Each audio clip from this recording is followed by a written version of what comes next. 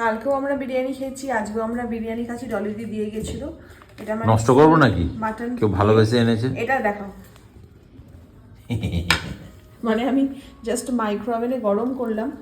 এখানে মাংস আর আলু আর মাংসের পিসগুলো দেখবে, কালকেও তোমাদের দেখিয়েছি। ওরে বাপ রে বাপ, সাত এক একটা মাংস 500 করে এক ওজন, একটা 500 গ্রাম ওজন।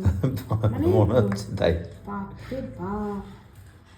চলো চলো বসো খেয়ে।